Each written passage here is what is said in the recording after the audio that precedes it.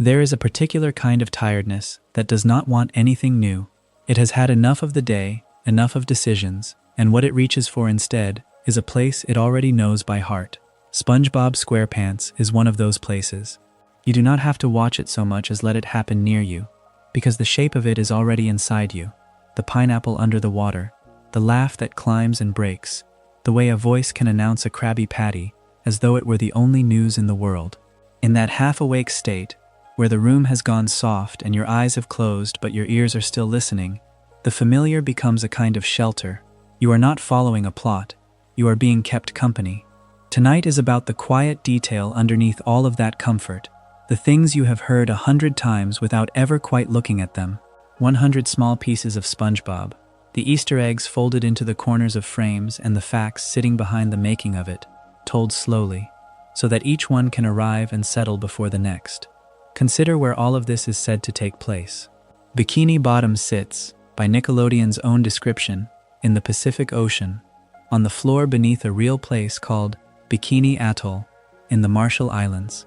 The people who have always lived near it call it Pikinni, which means, quite simply, coconut place. There is a great deal beneath that water, and we will get to it. Welcome to Krabby. This is a channel for the long night, for the hours when you want a voice that knows the thing it is describing and is in no hurry to finish. So find whatever position lets your shoulders drop. Turn the light down or off. Let the phone rest somewhere out of reach. You do not need to remember any of this, and you do not need to stay awake for it. It will keep going, softly, whether you follow it all the way or drift off somewhere in the middle. There is a place beneath the waves that most of us know only as a punchline, a bright yellow world of jellyfish and Krabby Patties, and yet the series tells you exactly where it sits. Nickelodeon's own program description places Bikini Bottom in the Pacific Ocean, directly beneath a real coral atoll in the Marshall Islands called Bikini Atoll. This is not a fan theory or a coincidence discovered by someone scrubbing frames. It is written into the description of the show itself. The town where a sponge fries burgers and a squid plays clarinet is anchored, on paper, to one of the most consequential patches of ocean on the surface of the earth. So, begin with the name, because the name is where the strangeness starts. Bikini Atoll is a real place, a ring of coral in the Central Pacific, and long before any European ever saw it, the people who lived there called it Pikinni. That word translates, quite literally, to coconut place. Sit with that for a moment. Before it meant anything else, before it carried the weight it carries now, the name simply described the land as its inhabitants experienced it. A place of coconuts, somewhere ordinary and inhabited, a home with food growing on it, given a name that pointed at the plainest thing about it. Then, in 1825, the outside world arrived to write over that name. A Russian expedition led by the explorer Otto von Kotzebue, sailing through in 1816 and 1817, was among the first European groups to chart the atoll, and in the habit of the era, they named it after one of their own. They called it Eschscholtz Atoll, after the expedition's naturalist, Johann Friedrich von Eschscholtz. Think about what that means. A place that already had a name, that had been the coconut place for the people who lived there for generations, was quietly rechristened after a visiting scientist who happened to be passing through on a ship. The new name did not last. Over time it reverted, and the atoll became known again as Bikini. But the episode is worth holding on to, because it is the first time the outside world looked at this small ring of coral and decided its meaning would be assigned from elsewhere. The second time was far louder. Between 1946 and 1958, the United States detonated 23 nuclear devices at Bikini Atoll, hydrogen bombs among them. The coconut place became a testing ground. The first series of these tests, beginning on the 1st of July 1946, was codenamed Operation Crossroads, and it opened with the airburst detonation of a bomb called Able over a fleet of target ships anchored in the lagoon. Picture the geography the series inherits. The lagoon that sits above Bikini Bottom, the water that would in cartoon logic be the sky over SpongeBob's house, was the exact place where warships were gathered to be destroyed from above. The setting of a children's comedy sits, on the map, beneath the site of a military experiment. Before any of that fire could fall, the people had to be moved. The atoll's residents, roughly 167 of them, were relocated off their home before the testing began. This part of the story is told quickly in most accounts. A single clause about relocation, and it deserves to be slowed down. They were first moved to an atoll called Rongerik, where the food ran out and the community endured genuine starvation. From there they were moved again to Kwajalein Atoll and finally resettled on Kili Island. 3 moves. A community carried from the coconut place to a place where the coconuts and the fish were not enough, then carried again and again, chasing a stability that the original name had simply described as a given. The word Pikinni meant that food grew here. The people who owned that name were taken to a place where it did not. And then came the largest fire of all. On the 1st of March 1954, the United States detonated a device called Castle Bravo at Bikini Atoll, and it was the most powerful nuclear weapon the country ever set off. Its yield was around 15 megatons, which is roughly 1,000 times the explosive power of the bomb dropped on Hiroshima. 1,000 times. The number is so large that it stops meaning anything, which is perhaps the honest response to it. A weapon 1,000-fold beyond the one that ended a city, tested over a lagoon that a cartoon would later place its sunlit surface above. There is no way to make those 2 facts sit comfortably in the same sentence, and I am not going to pretend there is. The contamination did not fade the way the mushroom clouds did. Displaced Bikinians briefly returned to their atoll in 1972, an attempt to go home after decades away, and they were forced to leave again. Later testing of the environment revealed dangerous levels of cesium-137 in the soil, working its way up through the food chain and into the very coconuts and fish that had given the place its name. So the return failed not because of any visible ruin, but because the land itself, at the level of its chemistry, had been made unsafe to eat from. The atoll remains uninhabited to this day. The coconut place still grows its coconuts, and no one can safely live on what it produces. Now hold all of that in one hand, and in the other hand hold a sponge and square trousers, and ask yourself what to make of the distance between them. I do not think the show is a coded message about nuclear testing. I want to be careful here, because it would be easy and dishonest to pretend otherwise. What the geography gives us is quieter and stranger than a hidden meaning. It gives us the fact that the sunniest, most innocent town in American animation was assigned, by its own creators, to the real coordinates of a place that carries this history. The name Bikini Bottom is a small joke about being at the bottom of the sea below Bikini Atoll. The joke works only because most people hearing it have no idea what happened above. The name traveled in the other direction too, into a corner of the world even further from the ocean floor. 4 days after the Able bomb dominated the headlines in 1946, on the 5th of July, a French designer named Louis Vrayard unveiled a new 2-piece swimsuit in Paris. He named it the Bikini, after the atoll, precisely because the nuclear test there had saturated the news. His reasoning, in effect, was that his design would cause an explosion of attention to match the one everyone was reading about, so the word branched. One branch became a garment worn on beaches across the world, spoken millions of times a day, with no thought of coral or fallout. The other branch stayed on the map, attached to the ring of contaminated land.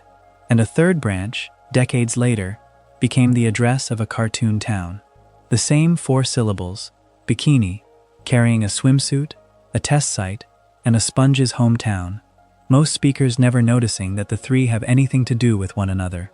That is the thing about this setting that keeps me turning it over. The show did not have to be placed anywhere real. A town on the ocean floor could have floated free of any actual coordinates. A pure invention, answerable to nothing. Instead, it was pinned to Pikinni, the coconut place, the atoll that was renamed by a passing naturalist, cleared of its people, struck 23 times, and left too poisoned to return to. None of that appears on screen. There is no reference to it in the episodes, no somber frame acknowledging what the lagoon overhead once held.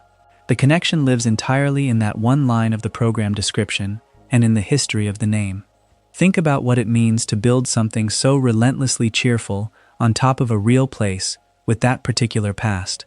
I do not read it as cruelty or as commentary. I read it as a kind of accident of naming that turned out to be heavier than anyone intended, the way a chosen word can drag its whole history behind it, whether or not you meant to invite it in. The narrator's honest opinion is that the setting is more haunting for being unspoken. Somewhere above the pineapple and the sunken ship and the 2-story anchor there is a real surface of real water.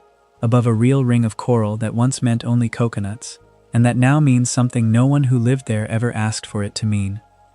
Consider the strange life of Old Man Jenkins, a character who is not, in any strict sense, a single character at all. Across the series, the name attaches itself to several different elderly background fish, each with its own design, its own particular slump of the shoulders, its own arrangement of wrinkles and fins. There is no one Old Man Jenkins waiting somewhere in Bikini Bottom to be visited again. There is instead a role, a shape, a kind of gap in the world of the program, that the animators fill and refill with whatever aged, uncredited fish the scene happens to require. The name is a costume that many bodies wear. What makes this fascinating is the order in which it happened. The character type arrives before the name does. In Season 1, in the episode Mermaid Man and Barnacle Boy, an old fish of this general kind appears on screen without any label at all. Simply present, simply old. One of the countless background figures the series uses to populate its town. He is Old Man Jenkins in retrospect only. At the time, he is nobody in particular. The type exists first as a visual idea, a certain elderliness it finds useful, and the naming comes later, almost as an afterthought, the way people in real neighborhoods sometimes acquire nicknames long after everyone has already learned their faces. The name itself is first spoken aloud in Sailor Mouth, the opening segment of Season 2, Episode 18, which aired on September 21, 2001. Trace the order of it. For a full season and more, this figure drifts through the background unnamed, and then, in a single moment of dialogue, the words Old Man Jenkins enter the show and stick. From that point forward, the name can be applied backward and forward, to fish who came before and fish who will come after, none of whom are required to look alike. SpongeBob has effectively invented a category and then discovered it already had members. There is a production detail underneath all of this that deepens the strangeness. For years, the voice behind these various Jenkinses belonged to no fixed person. From Season 5 through Season 10, the character was voiced by various uncredited actors, which is to say, the sound of him was as unstable as the look of him. Not one performer, not one recorded quality, just a series of interchangeable elderly voices assigned to a series of interchangeable elderly bodies. Only later, beginning in Season 11, does the part settle onto a single actor, John Gegenhuber, who has voiced him since. So the character actually moves toward coherence over time. He begins as a scattering of unnamed old fish and slowly, across more than a decade of production, acquires first a name and then, at last, a consistent voice. And yet the series gives you a way to recognize him regardless of which body or voice is in use. By most fan accounts, a country-style banjo cue tends to show up in the background whenever Old Man Jenkins wanders into a scene. This is the thread that runs through all his incarnations. The face changes, the design changes, the actor changes, but the little rustic banjo figure returns, announcing him the way a leitmotif announces a character in an opera. It is a small, elegant solution to a problem the show created for itself. If you cannot rely on the man to look the same, you can at least let the music tell the audience who he is meant to be. Listen for the banjo, and you have found Jenkins, whoever Jenkins happens to be that day. There is a second figure worth sitting with in this same spirit, a character built almost entirely out of his function rather than his identity. The realistic fish head is a recurring tuna, and like Jenkins, he has worn many names, though in a different way. Where Jenkins is many fish under one name, this fish is one fish under many names. He has been credited as Mr. Fish, as Johnny, as T. McTrout, as Elaine, and as J.K. Fishlips. The same recurring character, appearing again and again, logged in the credits under whatever name the moment assigned him. His identity on paper is a small pile of aliases that never quite resolves into a single settled label. What holds him together is his job. The realistic fish head works as a Bikini Bottom television news anchor, and this is how you know him.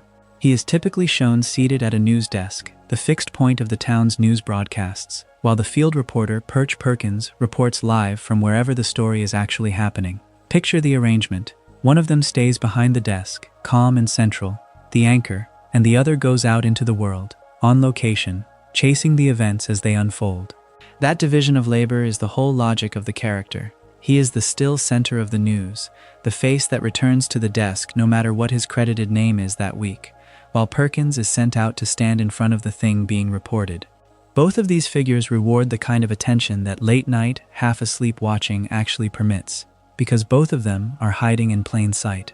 They are background architecture pretending to be people, or people who have been thinned out into background architecture. Jenkins is a role passed among many old fish and unified only by a banjo. The tuna is one anchor scattered across 5 credited names and unified only by a desk. My own feeling, and I offer it as a feeling, is that these two are among the purest examples of how the series actually builds its world. It does not populate Bikini Bottom with fixed, carefully tracked individuals. It works with types and functions and small recurring signals, a musical cue here, a familiar chair there, and it trusts those signals to do the work that a stable identity would otherwise have to do. You have been watching them the whole time without quite watching them. There is a particular pleasure in a cartoon that rewards the pause button, and SpongeBob has always known this. Most of what happens in Bikini Bottom is meant to be watched at speed, but the writers kept tucking small jokes into the corners of the frame, into signs and dumpsters and the print of newspapers no viewer was ever expected to read. Consider the episode Sailor Mouth, best remembered for its long joke about a bad word. Behind the Krusty Krab, SpongeBob stands before a dumpster covered in graffiti and reads the scrawl aloud, panel by panel, tag by tag. He is looking for the meaning of one word, but the wall around it is crowded with other things. One of those tags reads, "Patchy was here." Now, to a child watching once, this is simply nonsense on a wall. But Patchy is Patchy the Pirate, the live-action host played by Tom Kenny, the same performer who voices SpongeBob himself. So the wall behind the restaurant carries a small signature from the show's other, stranger half, the human world that frames the cartoon. Consider the border crossing in that. A character who exists in a different medium, in a different reality of the program, has reached into the animated one and left his name on a dumpster, and nobody in the scene remarks on it. Scrawled nearby, in the same handwriting of background insults, is the line, "Squidward smells." That one is smaller, meaner, and more human. It is the kind of thing a real person writes on a real wall, and its presence turns the dumpster into something like an actual alley, a place where somebody has been unkind for no reason at all. The newspapers are the other great hiding place, and the program uses them the way a novelist uses an epigraph, to tell you where the story is going before the story admits it. In Pranks-A-Lot, SpongeBob and Patrick read a paper whose headline announces that Mr. Krabs is the last to be haunted, and it quotes him saying, in effect, that he is not afraid of any ghosts. The prank spree that drives the episode is a march toward one final target, and here is that ending printed in the background, waiting. Krabs declares himself unafraid in a headline, which in this show is the surest possible sign that he is about to be terrified. The prop does the foreshadowing without fanfare, and the joke belongs entirely to whoever bothers to stop and read it. The Krabby Chronicle makes the newspaper the subject of the whole episode, and its Easter eggs run in 2 directions. Inside the story, SpongeBob is made to write fabricated headlines, and one of them calls Sandy Cheeks a slow-witted squirrel. This is a small cruelty with an enormous consequence, because the in-universe Neptunian Science Committee reads it, believes it, and confiscates all of her trophies. A lie printed in a fake paper strips a scientist of her achievements. The show is making a genuine point about the weight of print, about how a headline can undo a life's work, and it makes that point through a prop the audience is meant to laugh at. Then there is the version of this episode almost no English-speaking viewer has seen. The Korean-dubbed broadcast reportedly swaps in a different newspaper for the title card, with a headline that fans say calls back to an early joke from the first season. This is a callback the original never contained, a joke that exists only in localization, reaching back to the unrelated Season 1 episode, Friend or Foe. Somewhere, a team adapting the series for Korean television decided the title card deserved its own hidden reference, and they planted one that rewards a Korean viewer who knows the earlier episode and rewards nobody else. The Easter egg was not merely translated, it was replaced with a new one. What holds these scenes together is a certain faith in the person who is paying attention. The graffiti, the haunted crabs headline, the confiscated trophies, the swapped Korean prop, none of them are necessary to follow the plot, and most viewers will live their whole lives without noticing a single one. They were made anyway. Somebody wrote, Squidward smells on a wall that would flash by in under a second, trusting that one day someone would freeze the frame and find it. That trust is the quiet reward at the center of this, and it is a good thing to think about as the night gets late. There is a version of this show made for the child on the floor, and there is a second version, folded inside the first, made for the parent on the couch pretending to read something else. Chapter 4 is about that second version. It is about the jokes that were never meant for the 6-year-old at all. The ones that slid past the network censors either because they were disguised as nonsense, or because the people writing them understood exactly how much an adult would fill in on their own. Nickelodeon had standards, and those standards were real, and much of the pleasure of this era comes from watching a cartoon negotiate with them and, quietly, win. Consider the smallest and cleverest example first, because it is a joke built entirely out of a censor's own logic. In the episode where SpongeBob knows the secret Krabby Patty formula, he sings a song about that formula, and as he sings, each ingredient is blotted out by a sound effect, one after another, so that the listener hears the shape of a recipe with every actual word removed. That alone is a fine gag. Plankton, que esperava exatamente por isto, não se limita a pedir-lhe para repetir a música. Pede antes a SpongeBob que explique o que significam aquelas partes apagadas, e quando isso não resulta, arma uma máquina para tentar arrancar a fórmula diretamente da mente da esponja. Watch what that request does. The bleeps were never network censorship inside the story. They were the joke pretending to be censorship, and the second the villain asks to hear it clean, the whole thing reveals itself as a small comedy about withheld information, about how the one interesting thing in the room is always the thing that got covered up. A child hears a silly song with funny noises. An adult hears a joke about redaction itself. That same episode carries another line that does almost all of its work in the space a young viewer will never look. When Karen throws Plankton out of the chum bucket, she calls him, in effect, a 2-time loser. It is an insult, and on the surface it lands as one, but the phrase is precise. To be a 2-time loser is to have been caught and jailed before, and the episode goes on to give him a fresh prison stint, which means the insult is telling you this is not the first time. There is a whole unseen criminal history implied in 3 words, an entire past of arrests we never watched, handed to the audience members old enough to catch the phrasing and left completely invisible to the ones who are not. And the way he escapes that prison belongs to the same family of adult-shaped jokes, though this one is more visual than verbal. Plankton gets out by hiding under the mustache of a guard named Frank, who happens to be showing a new officer around, and the mustache stays with him, becoming his hair for the rest of the episode. What makes this a joke for the older half of the room is not that it is gross, exactly, but that it is absurd in a very specific, deadpan register. A tiny criminal escaping custody by living inside a man's facial hair, and then simply keeping it, wearing another person's mustache as a hairstyle without comment, is the kind of surreal detail that a child accepts as cartoon logic, and an adult recognizes as something closer to a joke about how little anyone in this world questions the strange. Some of these adult undercurrents were never even jokes on paper. They were feelings the series smuggled in through discomfort, and the clearest case is the episode where Squidward, bathing alone at home, becomes convinced that SpongeBob is spying on him. Nothing is actually happening. He hallucinates the surveillance, and from that hallucination, a spiral of paranoia grows until it swallows him whole.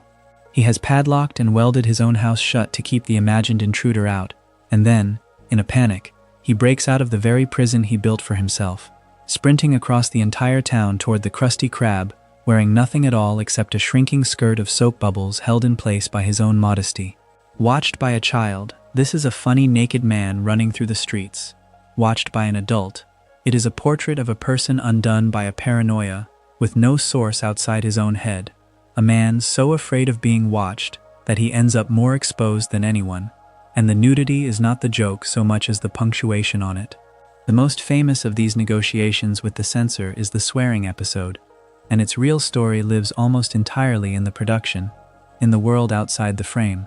The creator, Stephen Hillenburg, originally pitched the idea that SpongeBob and Patrick would actually swear, not imply it, say it. Nickelodeon standards rejected that outright, and they went further, refusing even to allow a bleep over the words, because a bleep still tells you a real curse is underneath. So Hillenburg reached for a substitution, and the sound he chose to cover the profanity was a dolphin chirp. That chirp has a history of its own that almost no viewer would ever guess. It is a sped-up recording of a kookaburra, a bird, originally captured for the 1963 film Flipper, and pulled decades later from the Hollywood Edge sound library, which means the noise standing in for a swear on a children's cartoon is a bird call from an old movie about a marine mammal, disguised as the marine mammal it never was. There is one more detail from that production that tells you how seriously they took the joke they were not allowed to make. During the actual recording session, not a preliminary table read, Hillenburg let the voice actors say the real profanity out loud, the actual curses, before those words were swapped out for the dolphin sounds in the final version. So somewhere the performances exist as they were first written, uncensored, delivered in full, and what the world received was the polished substitution laid over the top. The episode you can watch is the clean copy of a dirtier original that was never for the public. It is the whole principle of this chapter compressed into a single work, 2 versions, one hidden inside the other, and the network standard sitting exactly on the seam between them. Not every one of these got past the censors by being loud. The quietest of them all is a single name. In the karate episode, the antagonist is a French character called the Tickler, and the name is a reference to the phrase French tickler, which is slang for a textured condom. There is no scene built around this, no wink to the camera, no line that explains it. The joke is the name and nothing else, dropped in and left there, entirely inert for anyone who does not already know the reference and instantly complete for anyone who does. It asks nothing of the child and rewards only the adult, and it is arguably the purest example of the technique, because it takes up no space at all. You could watch the entire episode, laugh in all the right places, and never know a joke had been aimed over your head and landed somewhere behind you. What holds all of these together is a certain respect for the two audiences at once. The series never sacrifices the child's version to serve the adults. The song still sounds silly, the naked run is still funny, the bird chirp still reads as a goofy noise, the villain with the borrowed mustache is still ridiculous on his own terms. The second layer costs the first layer nothing. It simply waits, patient and unmarked, for the viewer who is old enough to find it, and it was built by people who assumed that viewer was always there, on the couch, pretending to read something else. A peculiar silence surrounds a piece of television that has simply been removed. Not banned in the loud, official sense, with a statement and a controversy, but simply absent, pulled from the schedule or the streaming library, left off the box set, so that most people never notice it is gone at all.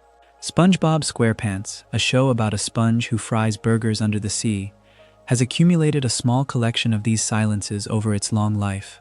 And the reasons behind them tell you something about what a children's network is willing to show, what it is willing to withdraw, and how those two decisions do not always follow the logic you would expect. Consider the strangest of them first, because it is the one where reality intruded most directly. In Season 12, the writers produced an episode called Quarantined Crab, in which the Krusty Krab goes into a kind of lockdown after a mystery illness, named the clam flu, threatens everyone inside. It was written and animated before the world had any reason to find that premise uncomfortable. Then the real pandemic arrived. The episode had been planned for broadcast in the year 2020, and Nickelodeon held it back. It did not air in the United States for 2 years, finally premiering on the 29th of April, 2022. And when the Season 12 home video collection was assembled, the episode was simply not on it. The series director, Vincent Waller, explained on Twitter that this was because of the sensitivities around the real coronavirus pandemic. Notice what shifted. The fiction had not changed at all. What changed was the world it landed in, and a cartoon about a fictional flu suddenly resembled something no one wanted to laugh at yet. That is censorship of a gentle, almost apologetic kind, a decision made out of tact rather than alarm. The next case is harder to read so charitably, and it concerns an episode that is genuinely difficult to defend on its own terms. Midlife Crustacean ends with Mr. Krabs, SpongeBob and Patrick breaking into a woman's bedroom and going through her underwear drawer. When Paramount Plus launched in March of 2021, the episode was not there. By the 29th of that same month, it had also been removed from Amazon Prime Video, which meant that for a time, it could not be watched on any streaming platform at all. A Nickelodeon representative told the press that the episode had been removed because, in effect, Some story elements were not kid-appropriate, though the network never officially named the bedroom scene as the reason. Outlets reported it as the presumed cause anyway, and it is not hard to see why. The episode surfaced again briefly on Paramount Plus in July of 2023, and then it was pulled once more, and by the latest reporting it remains unavailable to stream. What is genuinely remarkable about that particular removal is how long the scene sat in plain view before anyone decided it was a problem. The episode had aired, had been rerun, had been part of the series' ordinary fabric for years. Nothing in it changed. What changed was the standard being applied to it. The growing sense that a scene played for laughs in one decade reads very differently in the next. The show did not get worse. The audience, and the people curating what the audience could see, got more careful.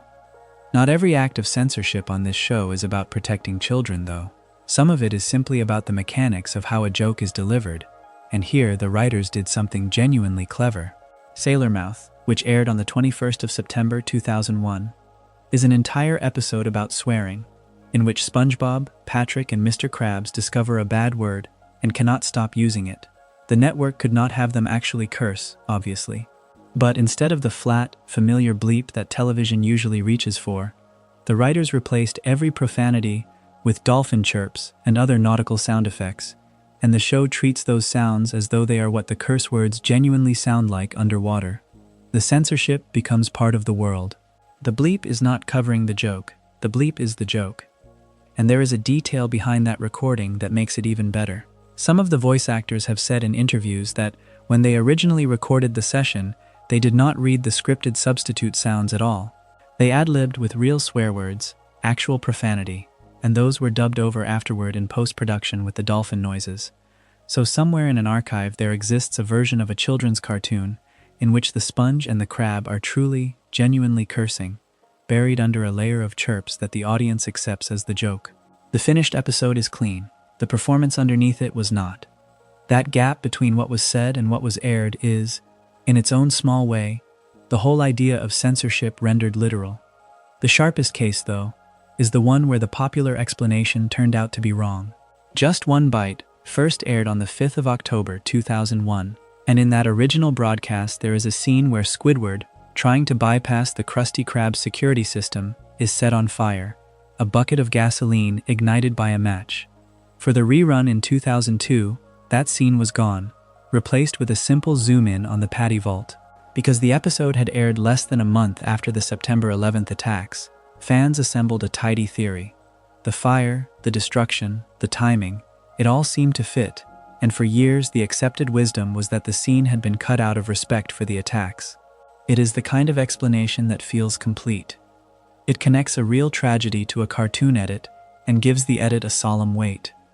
But in 2018, Vincent Waller stated on Twitter that this was not the reason at all. Nickelodeon had objected to the match and gasoline gag itself. Not the falling, not the resonance with a national disaster, just the specific instruction a child might take from watching a character douse something in gasoline and strike a match. The truth was smaller and more ordinary than the legend, and that is worth sitting with. We tend to want our censorship to have grand motives, to be about grief or politics or shifting cultural values. Sometimes it is only about not teaching a 7-year-old how to start a fire.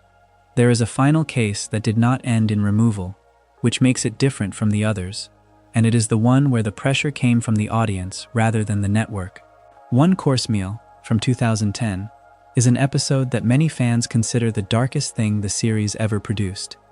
Mr. Krabs learns that Plankton is terrified of whales, and he exploits that fear, disguising himself as his own whale daughter, Pearl, to torment his rival, until Plankton, worn down, tries to get himself run over by a truck. The subject matter alone was enough that multiple petitions appeared on change.org asking Nickelodeon to formally ban the episode. That is the inversion of every other story here. The network did not withdraw it. The viewers asked them to. And Nickelodeon did not. The episode about a fictional flu was held back for 2 years. The episode with the underwear drawer was quietly stripped from the streaming services. But the episode that dozens of people actively campaigned against, the one that plays a character's suicidal despair for grim comedy, stayed exactly where it was. There is no single, consistent rule underneath all of this. No clean principle you can point to that explains why one episode vanishes and another survives a petition. The decisions were made case by case, by different people, for different reasons, some tactful, some legal, some simply about the wrong image at the wrong moment. What the record shows, when you lay it all out, is not a policy. It is a series of separate human judgments about a cartoon, each one made in the particular light of its own year. Consider the smallest unit of comedy a cartoon can build, the throwaway line that seems to exist only to fill a second of silence before the next joke arrives. In most shows, these lines evaporate. They are not meant to be remembered. But early SpongeBob had a strange habit, present from the very first episodes, of planting a line or a gesture that looked disposable, and then returning to it later with the full weight of the plot behind it. What follows is a look at a few of these quiet setups, verified against the episodes themselves rather than the layers of fan interpretation that have grown over them. Because the difference between what the program actually did and what people remember it doing is exactly the thing worth being careful about. Begin with jellyfishing, the 6th episode of the first season, and watch Squidward carefully in the moment SpongeBob and Patrick first invite him along. He does not simply say no. He performs a small piece of sarcasm, calling the prospect of going jellyfishing with them, in his own words, the best day ever in my book. And then he declines with a fake excuse. The sarcasm is the point. He does not mean it. And to make certain the audience understands he does not mean it, the episode gives him a mutter to himself, like that'll ever happen, and then, a beat later, a private laugh, and the confession, I sure had them going. Think about how much information the series has just handed you in a few seconds. The excuse was a lie. The phrase, best day ever, was contempt dressed as enthusiasm. Squidward believes he has escaped. He has not escaped. Later in the same episode, he is injured, and the injury arrives off-screen, which is its own kind of restraint. A jellyfish encounter sends his bicycle over a cliff, and the next time the plot needs him, he is wheelchair-bound and hospitalized. Notice that it does not linger on the accident as spectacle. It happens away from us. What matters is not the crash itself, but what the crash sets up. Because when Squidward comes home from the hospital, SpongeBob and Patrick are waiting with a welcome home celebration, and the gift they have chosen is the one thing they are certain will delight him. They chant the word jellyfishing 9 times in a row, and then they reveal it as the surefire present, the thing that will make his best day ever, reusing the exact phrase Squidward had used earlier to sneer at the same activity. This is the payoff, and it is a precise one. The sarcastic line that Squidward thought was a private joke, a thing he had said to himself while congratulating himself on his own cleverness, has come back stripped of its sarcasm and offered to him in complete sincerity by 2 characters who never understood it was sarcasm in the first place. The joke has been repossessed. What he meant as an insult, they have turned into a gift, and they have no idea they are doing it. The episode does not release him even then. It ends with Squidward back in a hospital bed after the jellyfishing trip, and when he asks about his promised best day ever, SpongeBob answers, "There's always tomorrow," and hands him another present as the jellyfish buzzing starts up again. The buzz returning is the whole ending. It tells you the cycle is not over, that the injury will repeat, that Squidward is now trapped inside the very phrase he coined to avoid this exact fate. A setup planted in the first 3 minutes has become the machinery of the ending. That is not an accident of editing. That is a script that knew, at the moment Squidward laughed to himself, exactly where the laugh was going to lead. There is a larger claim attached to this scene that is worth stating plainly and attributing honestly. By some fans' accounts, a ranked list of SpongeBob's running jokes has singled out Squidward exploding as the series' defining gag, tracing it back to this jellyfish and bicycle and cliff accident in jellyfishing. The same explosion payoff seems to recur in later episodes, including one where Squidward overeats Krabby Patties and detonates.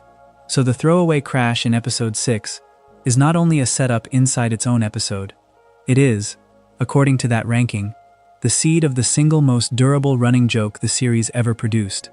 The gag that would be paid off dozens of times over many years has its first draft here, in an off-screen tumble that the episode barely bothers to show you. Turn now to the very first episode, Help Wanted, and to a joke that Mr. Krabs never intends to have consequences. Wanting to be rid of SpongeBob, Krabs invents a shopping list designed to be impossible, sending him out for what he calls a hydrodynamic spatula with port and starboard attachments and a turbo drive. The words are chosen to sound like nonsense, like a fool's errand with no possible completion. Krabs turns to Squidward afterward and says, in his own words, "We'll never see that lubber again.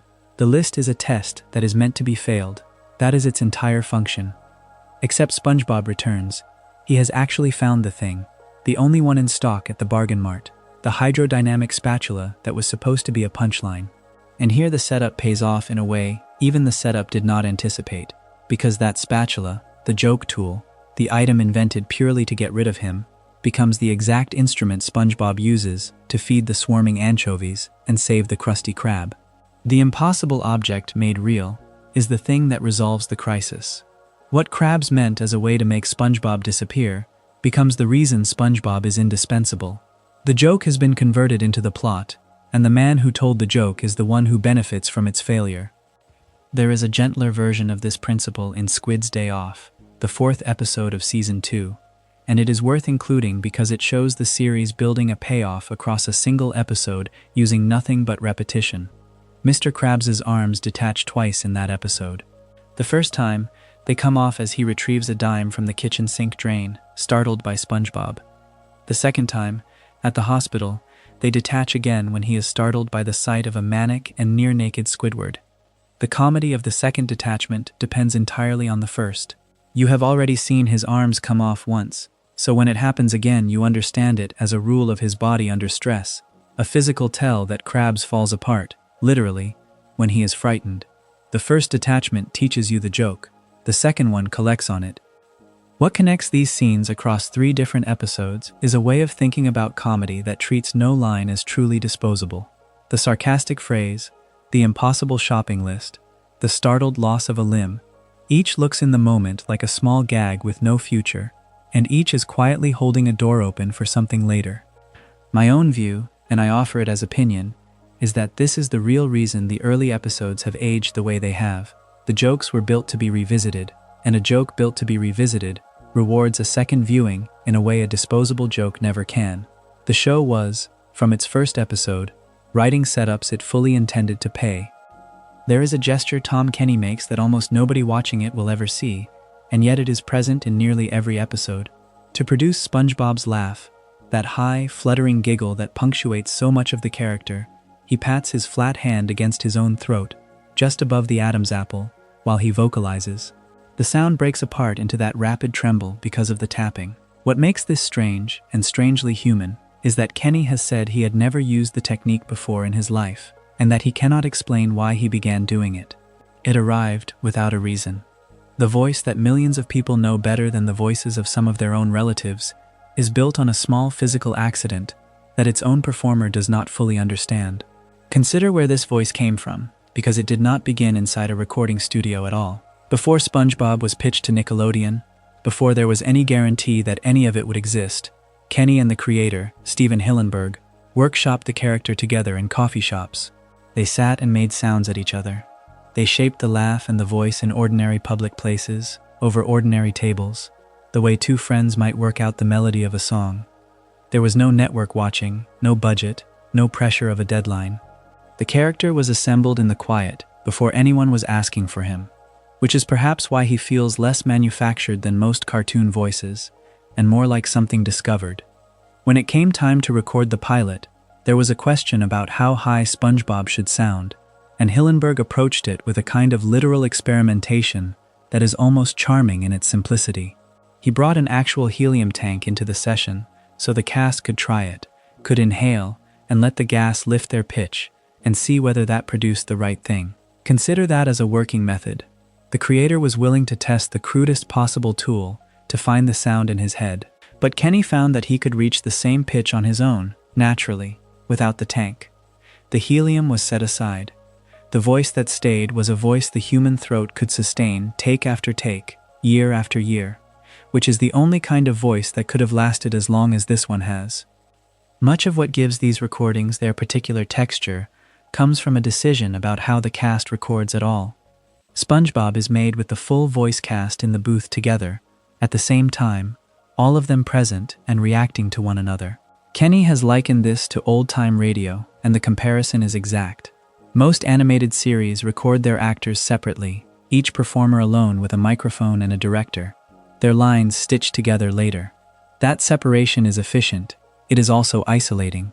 The choice to put everyone in the room at once means the performances are genuinely responding to each other, that a laugh from one actor can land on another, that timing is negotiated live between people rather than assembled after the fact. It is a slower, messier way to work, and it is a large part of why it sounds alive.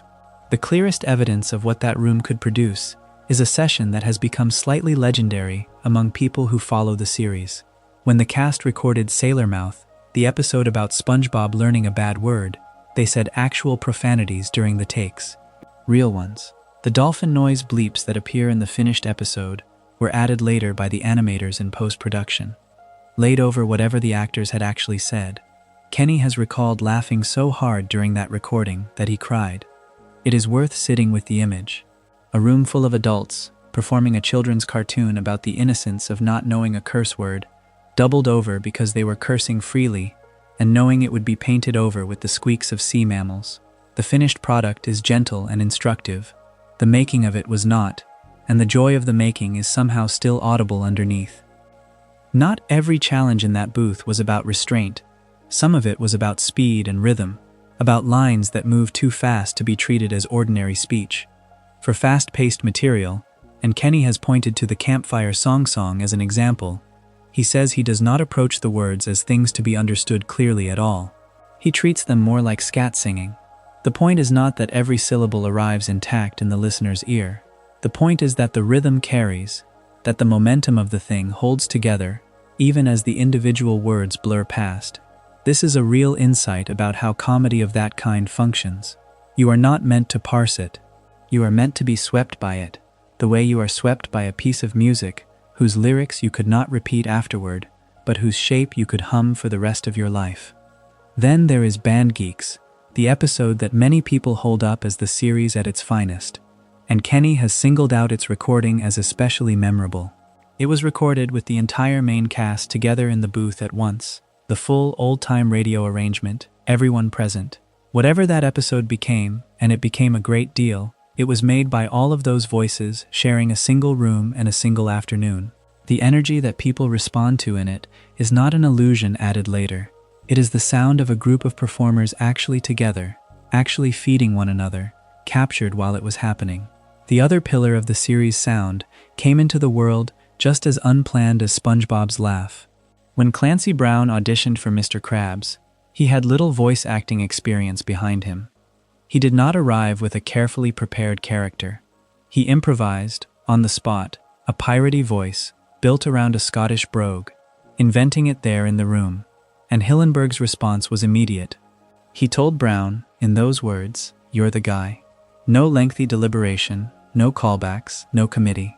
The creator heard the thing he needed and named it at once, the same way he had recognized the natural pitch of SpongeBob over the helium, the same directness that seems to run through so much of how this show was assembled.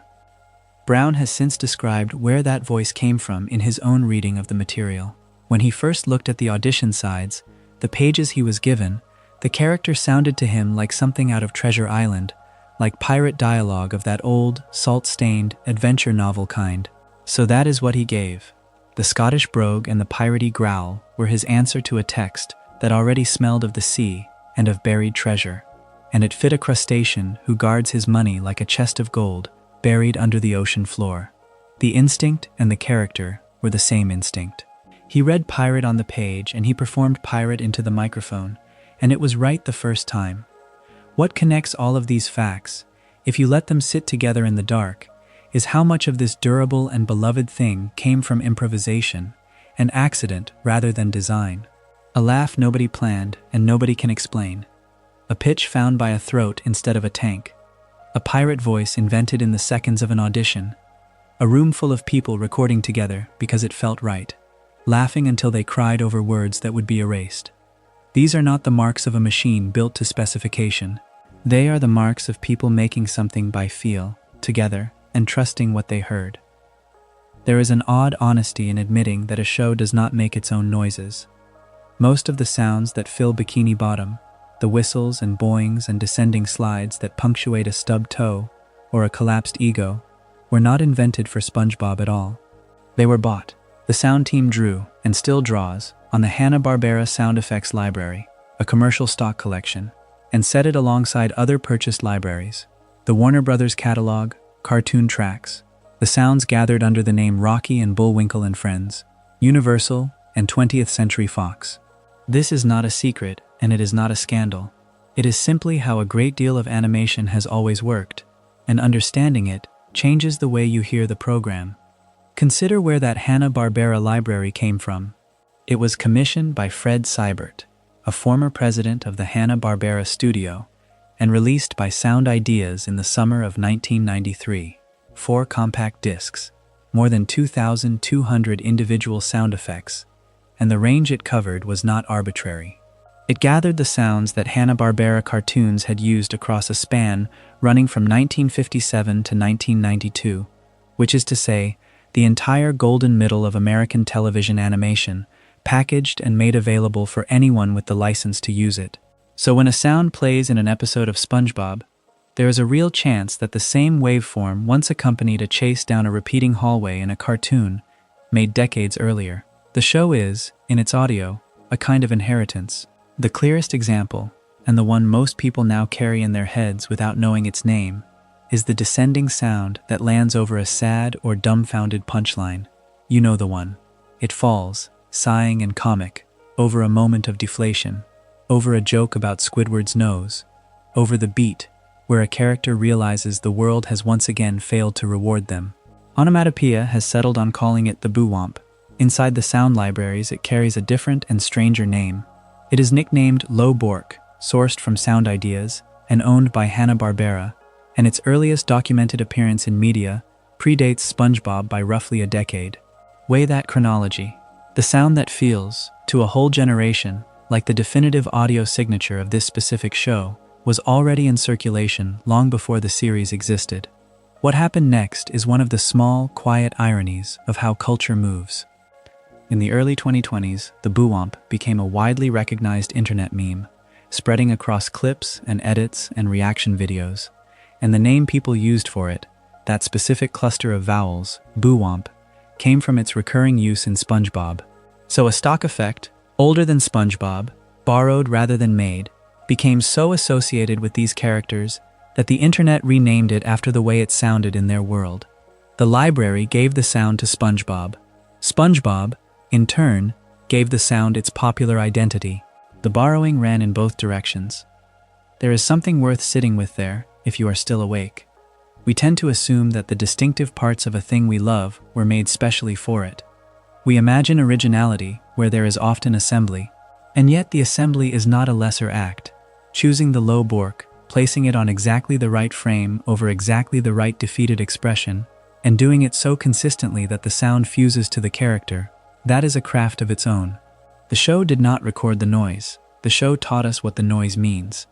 The same instinct, the instinct to reach for something that already exists and put it in the perfect place, produced the most celebrated musical moment the series ever staged.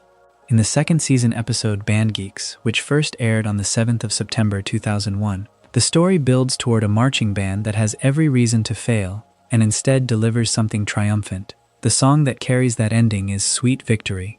And Sweet Victory was not written for SpongeBob. It was written and originally performed by David Glenn Eisley with Bob Kulick and released in 1997, 4 full years before it ever reached Bikini Bottom. How it got there is almost too fitting. One of the episode's co-writers, C.H. Greenblatt, was searching for a marching band tune and went rifling through a cabinet of pre-licensed compact discs at Nickelodeon's Burbank studio. Among those already cleared discs, he found Sweet Victory. Rather than commissioning an original composition for that climactic scene, the crew boarded the ending to the song they had found. The emotional peak of the entire series, the moment fans returned to again and again, was built on a track pulled from a cabinet of music the studio already had the rights to use. The method is the same as the sound library. Reach into what is already available, find the right piece, place it exactly. And the borrowing did not stop at the music. The live-action footage in that scene, The shot of a marching band running out onto a field was not staged for the cartoon either. It was archival footage from a game in the United States Football League, played at the Liberty Bowl, featuring a team called the Memphis Showboats. So the triumphant image and the triumphant song are both, in a strict sense, found objects. Real players from a defunct league, running onto a real field years earlier, spliced beneath a sound and a story that transformed them into the crowning victory of a fictional band from the ocean floor. The scene works completely.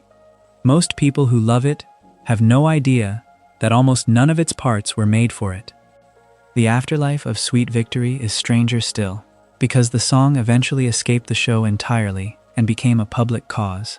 Ahead of the Super Bowl in 2019, fans organized and petitioned for the song to be performed at the halftime show, in tribute both to the episode and to the series creator. It was not performed.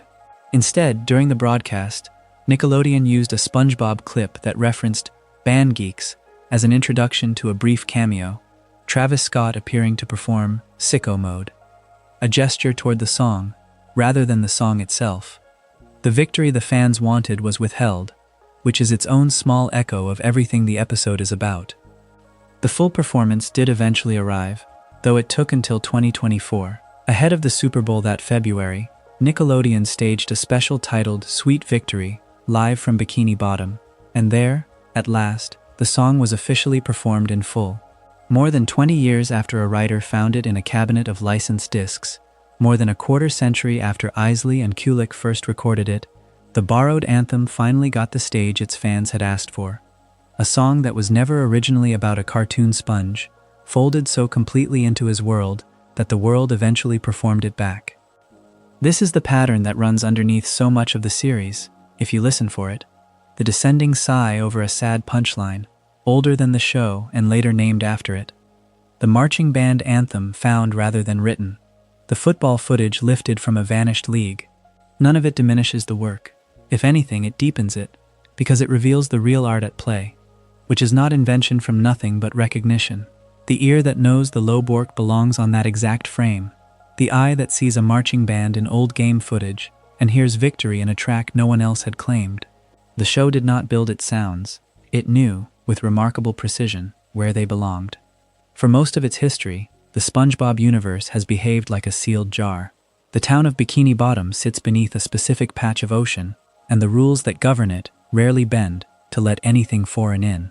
Which is part of why the crossovers, when they arrive, feel less like ordinary episodes and more like small breaches in the wall between worlds. Nickelodeon, the network that houses SpongeBob, also houses a stable of other animated characters, and every so often the company has chosen to open the doors between them and see what happens when its most famous sponge stands next to strangers. The earliest of these experiments did not happen on television at all. In 2005, a crossover video game called Nicktoons Unite brought SpongeBob together, with 3 characters from entirely separate shows. There was Jimmy Neutron, the boy genius. There was Timmy Turner, the boy from the Fairly Odd Parents. And there was Danny Phantom, the half-ghost teenager. 4 protagonists from 4 different fictional worlds, each with his own logic and his own rules, folded into a single adventure. Consider how strange that arrangement is on its face. These are characters who were never designed to occupy the same frame, and yet the game asks you to move them together, as a team, through a shared story. That first game was not the end of the idea, but the beginning of a series. In 2008, the 4th installment arrived under the title SpongeBob SquarePants, featuring Nicktoons, Globs of Doom. The name itself tells you how the balance had shifted, with SpongeBob now placed at the front, his name leading the marquee. Once again, the game paired him with characters drawn from other Nicktoons shows, continuing the same premise that the earlier titles had established. The wall between the jars stayed open, at least inside the world of the game. Between those 2 entries came another crossover worth pausing on, a game called Nicktoons, Battle for Volcano Island. What makes this one interesting is not simply that it exists, but how carefully it distributes its cast. SpongeBob appears, and so do 2 of his closest companions, Patrick Star and Sandy Cheeks, each of them playable. Alongside them stand Danny Phantom, Sam Manson, and Timmy Turner, and Timmy arrives with Cosmo and Wanda, his fairy godparents, in tow. Then there is a second tier of characters who appear but do not lead. Jimmy Neutron shows up, so does Tucker Foley, and, notably, so does Squidward. Cast here not as a playable hero, but as a cameo, a face that appears without stepping fully into the action. Think about what that casting choice says. Squidward, who in his own show is a central figure, a constant presence, one of the fixed points of Bikini Bottom, is reduced in this crossed-over world to a background appearance. He is a guest in a story that belongs to others. The crossover does not treat every character equally, and the hierarchy it builds reveals something about how these worlds were being weighed against each other. SpongeBob and his inner circle are given the spotlight. The wider cast is thinned into cameos and non-playable roles. For nearly 2 decades, this kind of mixing lived almost entirely in games rather than on the screen, where SpongeBob actually made his name. That changed in January of 2023. On the 13th of that month, Nickelodeon premiered a special called SpongeBob SquarePants Presents The Title Zone, and it carried a specific billing. It was described as the first ever crossover special uniting 3 shows. There was SpongeBob SquarePants itself, the flagship. There was Camp Coral, SpongeBob's Underyears, a spin-off. And there was the Patrick Star Show, another spin-off built around Patrick and his family. 3 shows from the same expanding franchise, braided together for the first time on television. What is striking about the title zone is the choice of who stands at its center. You might expect a SpongeBob crossover to be led by SpongeBob, or by one of the characters native to his original series. Instead, the plot follows Grandpat, a character who does not come from the flagship show at all. Grandpat belongs to the Patrick Star Show. He is a spin-off character, and the special hands him the journey. He travels through the dimensions of all 3 shows, moving from one world into the next, and in doing so he becomes the thread that stitches the crossover together. There is a quiet logic to that decision, once you follow it.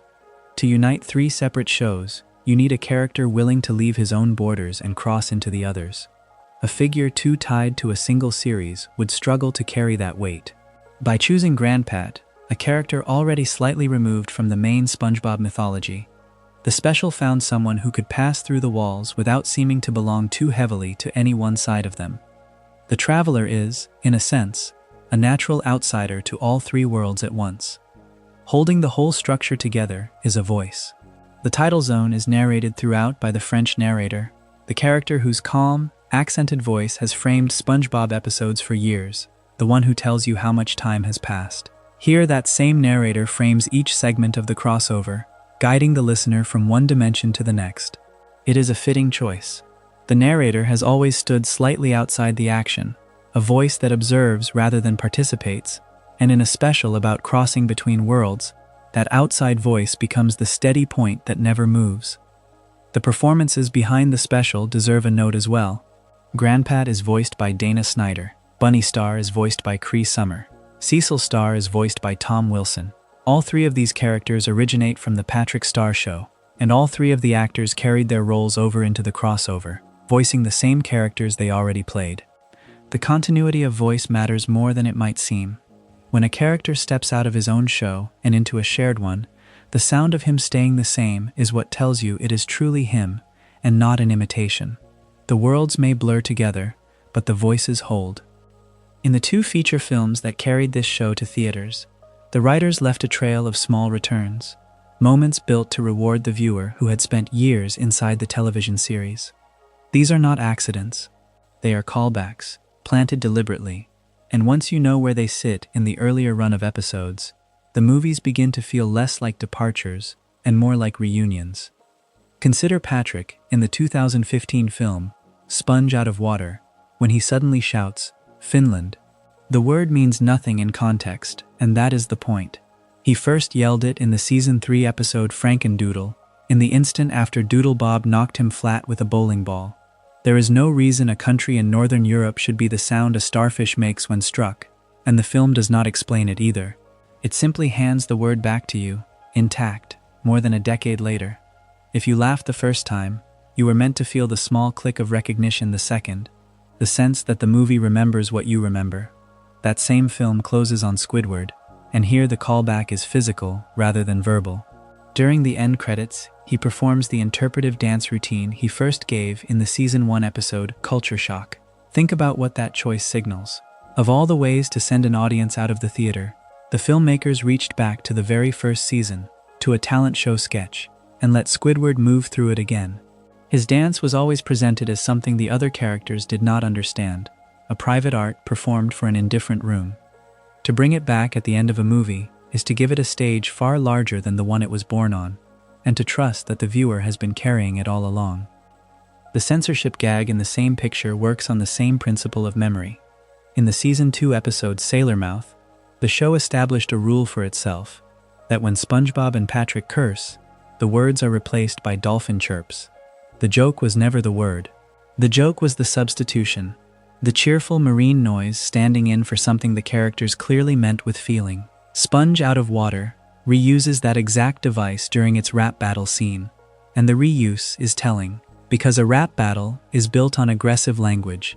The film takes a form defined by its words and runs it through a filter the show invented years earlier, so that the insults arrive as chirps. It is a solution to a problem the television series had already solved, borrowed whole. Patrick supplies another of these returns, and this one is about the body. In the film he complains that he has legs but no feet. The line lands as a throwaway grievance, but it rhymes almost exactly with the Season 8 episode No Nose Nose, where Patrick was consumed by jealousy over not having a nose. The pattern is the same. He notices an absence, fixates on it, treats a missing part as a personal injustice. What the two moments share is a view of Patrick as a character who measures himself by what he lacks rather than what he is, and the film knows this about him well enough to reach for it again in a new register. SpongeBob has his own recycled line. When he tells Plankton, in effect, to take that back, he is using the same words he used against a rival in the Season 2 episode, The Fry Cook Games. A single line of dialogue, carried across 13 years, and pointed at a different enemy. On its own, it is a small thing. Set beside the others, it is part of a method, a habit of treating old dialogue as furniture that can be moved into a new room without losing its shape. The film also revisits a relationship rather than a single joke. Its subplot has SpongeBob trying, and failing, to teach Plankton the concept of teamwork. That failure is not new. In earlier episodes, including FUN and Single Cell Anniversary, SpongeBob attempted to teach Plankton other abstract ideas, friendship among them, and the lessons never took. The film understands that this is the true nature of the two characters together. SpongeBob offers a concept that requires trust, and Plankton, being what he is, cannot hold it. The teamwork subplot is simply the newest attempt in a long line of attempts, and its failure is faithful to everything that came before. And then there is the deepest callback of all, the one that reaches back nearly to the beginning. In Sponge Out of Water, Plankton crawls inside SpongeBob's head, into his brain. This is a direct return to the 1999 episode, Plankton, the second segment of the third episode ever made, which was the first time Plankton entered SpongeBob's brain through a pore. Think about what it means to reach that far back. The movie chose, for one of its central images, an idea from almost the first thing the show ever did. The premise that Plankton could pilot SpongeBob from the inside was there at the start, and the film treats it as bedrock, a foundation solid enough to build a set piece on 16 years later. The second film, Sponge on the Run, from 2020, gathers these returns into a single object and hangs them on a wall. Plankton keeps what the film calls a wall of failure, framed photographs of his past schemes, and each photo is a door back into a specific episode. The wall references Culture Shock, Welcome to the Chum Bucket, Imitation Crabs, The Algae's Always Greener, Krusty Krab Training Video, Krabs vs. Plankton, Enemy In-Law, and Grandma's Secret Recipe. There is even a photo pointing to the tuna can hiding spot from the episode Hooky. What the earlier film did with scattered lines and gestures, this one does openly, as decoration. Plankton's history of losing is spread across the wall as a gallery, and every frame is an invitation to remember the episode it came from. There is something almost tender in that wall, if you let it register. A character defined by defeat has curated his own defeats, kept them, framed them, and lives beside them. The film does not mock him for it so much as it uses him as a museum of the series itself. To read the wall is to walk back through years of television, one failed scheme at a time, which is exactly what these callbacks ask of you across both movies. They are the show, on the largest screen it ever reached, quietly checking whether you were paying attention all along. Some numbers stop being numbers and become a kind of geology. You cannot feel it the way you feel a single day. You can only measure it after the fact, the way you measure the age of a cliff by counting the layers. SpongeBob SquarePants premiered on Nickelodeon on the 1st of May 1999, and if you were alive and watching cartoons then, that date is a marker in your own life, whether you chose it or not. Everything that follows in this chapter is a way of counting the layers that have settled on top of that first day. Consider first the simplest measure, the raw count of episodes.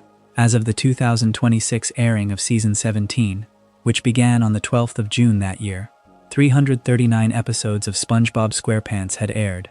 Say that slowly. 339 separate half-hour objects, each written, storyboarded, voiced, animated, scored, and broadcast. Each one a small, self-contained world with a beginning and an end. Most creative projects do not survive long enough to produce a dozen. This one produced hundreds, and it did so without ever changing its central premise, without aging its characters, without letting a single one of them graduate or move away or grow old. There is a milestone buried inside that count worth pausing on, because it was a first of its kind. The episode titled Goodbye Krabby Patty, from Season 9, aired on the 20th of February, 2017, and it was the show's 200th produced episode. With it, SpongeBob became the first Nicktoon ever to reach 200 episodes. Measure that against the network's history. Nickelodeon had produced cartoons for years, whole beloved series with devoted audiences, and not one of them had ever reached that particular shore first. A show about a sponge who fries hamburgers under the sea got there before any of them. The name of that episode carries a quiet irony that the narrator cannot help but notice. Goodbye, Krabby Patty is the title of the very episode that marked the show refusing, in effect, to say goodbye to anything. The question mark in the title turned out to be the only honest thing about the farewell. There was no goodbye. There were 139 more episodes waiting on the other side of it, and counting. Now set the show against its own kind, and the geology becomes clearer still. For a long time, the record for the longest-running animated children's television series in the United States belonged to Arthur, the gentle series about a bespectacled aardvark, which ran 25 seasons and 253 episodes between 1996 and 2022. Arthur was 3 years older. Arthur had a head start. And yet on the 22nd of February, 2025, SpongeBob SquarePants officially surpassed it to claim that record for itself. The younger show outlasted the elder. It is a strange thing to begin behind and finish ahead simply by refusing to stop, and there is something almost patient about it, the way water is patient with stone. Endurance is one kind of scale, popularity is another, and here the measurements come from outside the show, from institutions whose entire purpose is to verify. Guinness World Records officially credits SpongeBob SquarePants with the record for the most Nickelodeon Kids' Choice Awards blimps won by a cartoon, 20 of them, as of the 4th of March 2023. Remember what a Kids' Choice blimp actually is. It is not an award handed down by critics or by an academy of adults deciding what has merit. It is voted on by children, 20 times across the years, the largest jury imaginable, the one made up of the actual intended audience, returned the same verdict. Guinness measured the show a second way, and this one reaches past the children who vote to the whole viewing world. It named SpongeBob SquarePants the most in-demand children's television show on Earth, stating that it was 47 times more popular than the average television show, a figure drawn from the demand data compiled by Parrot Analytics. 47 times, not slightly ahead of the pack, not comfortably in front, but a multiple so large that the average and the exceptional stop belonging to the same scale. When a thing is that far ahead of the middle almost ceases to be a useful comparison at all. And then there is the last measure, the one that leaves the screen entirely and enters the physical world, the shelves and the closets and the toy bins of 2 generations. Since its launch in 1999, the SpongeBob franchise has generated over $16 billion in retail merchandise sales. That figure is hard to hold in the mind because it is not a story, it is a sum, and a sum that large is really just millions of small ordinary moments added together. A lunchbox, a bedsheet, a plush toy handed across a counter, a birthday, Every one of those transactions was a private, small decision by someone who wanted the sponge nearby. And $16 billion is what those private decisions look like when you finally stand back far enough to see them all at once. What holds all of these numbers together is that they are not opinions. This chapter has deliberately avoided the question of whether the show is good, or whether it declined, or whether the early years outshine the later ones. Those are arguments for another night. These are facts that were counted and verified by outside bodies, by Guinness, by ratings analysts, by the plain arithmetic of episodes aired and dollars spent. Longest running of its kind. First of its network to 200. 20 blimps chosen by children. 47 times the ordinary demand. $16 billion settled into the physical world. You can disagree with almost everything a person might say about SpongeBob SquarePants, but you cannot disagree with the scale of it. And the scale is the strangest fact of all, that a small yellow square drawn for children became one of the largest cultural objects the medium has ever produced.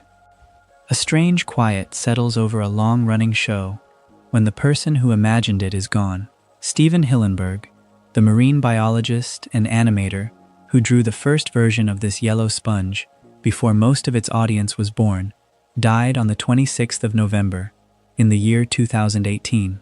He was 57. The cause was complications of ALS, amyotrophic lateral sclerosis, a disease that slowly takes away the body's ability to move while leaving the mind intact. He had announced the diagnosis roughly a year earlier, and then, on that November day, he was gone.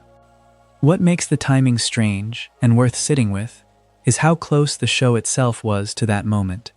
The last episode to premiere while Hillenburg was still alive was an 11th season entry called Goons on the Moon.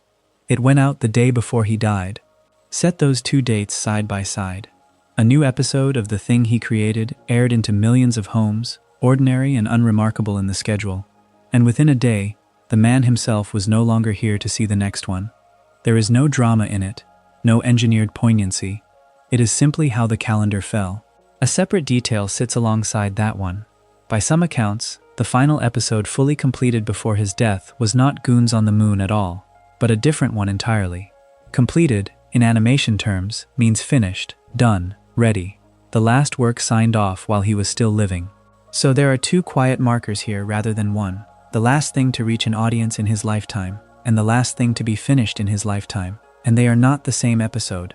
That gap is small and easy to overlook, and it tells you something honest about how television is actually made. The work does not stop cleanly. It overlaps itself, always a little ahead of and behind the moment you are living in. Then came the response, and this is where the chapter properly begins, because a tribute is a deliberate act. On the 2nd of December, only days after his death, Nickelodeon, in the United States, gave over a large block of its afternoon to him. An 8.5-hour marathon, running from noon until 8:30 in the evening, under the plain and direct banner of a tribute to Stephen Hillenburg. The programming choice inside that block is the part I find genuinely moving. They did not fill it with the newest, glossiest episodes. They reached back to seasons 1 through 3, the years Hillenburg himself ran the show most closely, the era whose tone and craft are so often held up as the purest version of what SpongeBob was. For 8.5 hours, in effect, they returned the network to his hands. There was one exception to that, and it was a careful one. The marathon closed with a rerun of Goons on the Moon, the single episode from after season 3, allowed into the whole block. Place that beside everything else and the shape of the gesture becomes clear. Hours of the early work he defined, and then, at the very end, the last thing that aired while he lived. The beginning of his run, and its final page, bracketed together in an afternoon. There is a detail about this marathon that lifts it out of the ordinary.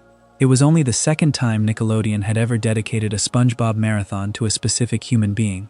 The first had been something called the Mermaid Manathon, given in honor of the actor Ernest Borgnine, who had voiced the aging superhero Mermaid Man. So the network had done this exactly once before, for a performer whose voice lived inside the world of the show. To do it a second time, for the man who built that world, places Hillenburg in a very small company. It says, without any need for a speech, that his loss belonged in the same rare category. And Nickelodeon did make one thing that was closer to a speech, though it used almost no words. They produced a standalone tribute video, a short bumper assembled from clips across the series. The scoring is the choice that matters. They set it not to something solemn or funereal, but to two of the show's own songs, the FUN song and Best Day Ever. Music written to be silly, to be joyful, to be sung by a character who finds delight in nearly everything. The piece closes on a single line of text on the screen. Thank you, Stephen Hillenburg, for making every day the best day ever. I want to leave that line mostly alone, because it does its own work. It borrows the title of one of those songs and turns it into a farewell, so that the same phrase means one thing sung by the character and another thing written to the man. The tribute does not mourn him with the show's sadness. It thanks him with the show's happiness. That, more than any marathon block or scheduling choice, is the tone they landed on, and it is a gentler one than grief usually allows. There is a peculiar kind of secret that survives not because it is well hidden, but because so many people agree, quietly, not to look for it. The Krabby Patty formula is that kind of secret. For more than 15 years, the show built entire episodes around a recipe that was never written down where the audience could see it. And the people who made the show turned that absence into a running promise. What follows is not the story of what the formula is. Nobody outside the show has ever told that story, because nobody outside the show ever could. What follows is the story of how the not telling was kept intact, on purpose, by the hands that could have broken it at any time. Start with the fact that the creator himself was, apparently, the only vault. In 2019, the producer Vincent Waller stated plainly that Stephen Hillenburg, who had died in November of 2018, was the only person who had ever seen the complete secret formula. Think about what that arrangement means for a production that ran for decades and passed through hundreds of writers, storyboard artists, and animators. The single most valuable object in the fictional world of the show existed, in the real world, as something held by one person and shown to no one. When that person died, the complete thing died with him. The formula did not merely stay secret from Plankton. It stayed secret from the room that made Plankton. Even Hillenburg, though, let something slip, and the way he let it slip is instructive. At San Diego Comic-Con in July of 2017, Waller recounted that Hillenburg had once admitted there is, in his words, absolutely no meat in the Krabby Patty, that there is no animal product in there, and then declined to reveal anything further. Notice the shape of that admission. It is a subtraction, not an addition. It tells you what the formula is not, and by doing so, it makes the remaining space feel larger rather than smaller. This is the technique of a maker who understood that a mystery is protected best by feeding it a little, and only ever in the negative. You can rule things out forever without ever arriving at the thing itself. That posture, once set at the top, seems to have propagated downward through everyone who touched the character. At an event called the Krabby Patty Collab, held on the 7th of October in 2024 to mark the show's 25th anniversary, the people who give the characters their voices were asked the obvious question, and their answers are a small comedy of deflection performed by professionals. Tom Kenny, who voices SpongeBob, framed it as a matter of intimacy withheld. He said, in effect, that SpongeBob himself knows the formula, but would not tell Tom Kenny about it. And by some accounts he joked that the two of them are close, but not quite that close. Consider how strange and lovely that is, as a way of guarding a secret. The actor treats his own character as a separate person who keeps things from him. The wall is built between a man and the voice that comes out of his own mouth. Kenny went further into the negative, in the same spirit Hillenburg had established years earlier. He joked that the formula is, he is pretty sure, not fish-based, because that would be cannibalism. It is a throwaway line, but it does real work. It reasons about the formula the way a fan would, from inside the logic of a world where the customers are themselves sea creatures, and it lands on another subtraction. One more thing the patty is not. The mystery grows by one more exclusion and gives up nothing.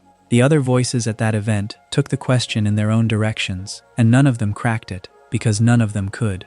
Carolyn Lawrence, who voices Sandy Cheeks, offered something closer to a reading than a guess, speculating that the secret ingredient is the love that SpongeBob puts into cooking. That is a sentimental answer, and I think it is worth taking seriously, precisely as a production choice, rather than a fact about the recipe.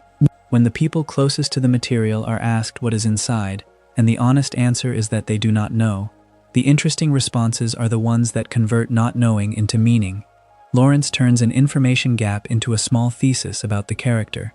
Mr. Lawrence, who voices Plankton, did the opposite and stayed with the plain truth.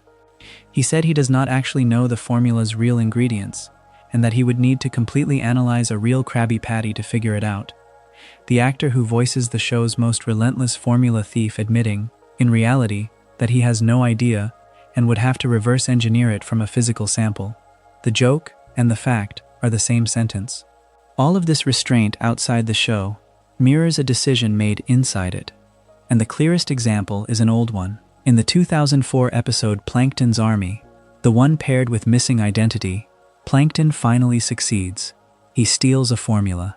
Then the formula he has stolen turns out to be a decoy, reading 4 heaping pounds of freshly ground plankton, while the real formula sits hidden under Mr. Krabs' mattress the whole time.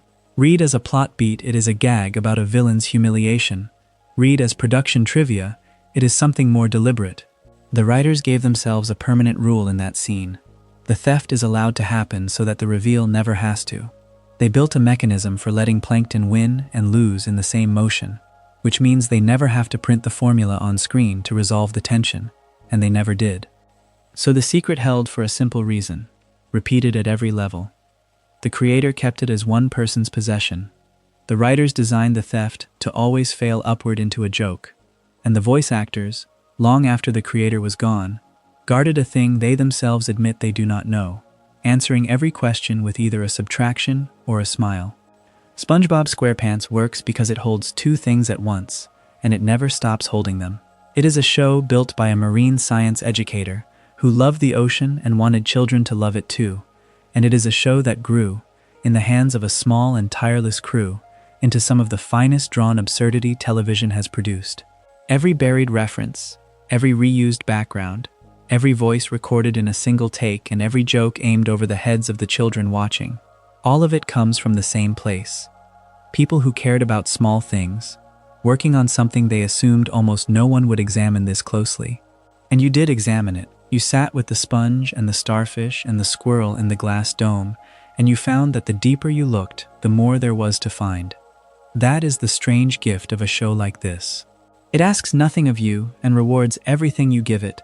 The town of Bikini Bottom keeps its lights on whether you notice the anchor above the door or not. Somewhere down there, the pineapple is still glowing, the Krusty Krab is still open. A fry cook who is happy in a way most of us never manage is flipping a patty he has flipped 10,000 times, and he is glad to be doing it. That gladness was always the point. Rest now. The ocean will keep. If you enjoyed this video essay, make sure to subscribe. Thanks for watching, and I will see you in the next.